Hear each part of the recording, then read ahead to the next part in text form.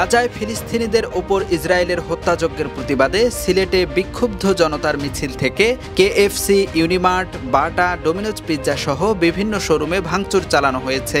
Israeli পণ্য রাখা ও বিক্রির অভিযোগ তুলে এসব প্রতিষ্ঠানে ভাঙচুর চালানো হয়।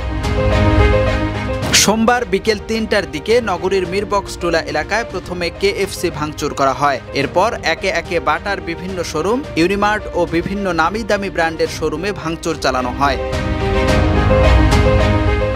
এ ঘটনার পর থেকে আতঙ্কে নগরীর বন্দরবাজার, জিন্দাবাজার, চৌহাট্টা এলাকার বেশিরভাগ ব্যবসা প্রতিষ্ঠান বন্ধ রেখেছেন ব্যবসায়ীরা। পরিস্থিতি নিয়ন্ত্রণে নগরীর বিভিন্ন মোড় ও ব্যবসা প্রতিষ্ঠানের সামনে অতিরিক্ত পুলিশ মোতায়েন করা হয়েছে।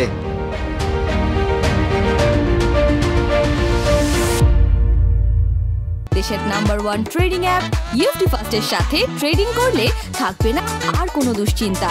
সকল তথ্য ও প্রয়োজনে আছে আমাদের অনলাইন সার্ভিস। তাই জেনে বুঝে বিনিয়োগ করুন ইউএফটিসিএল এর সাথে।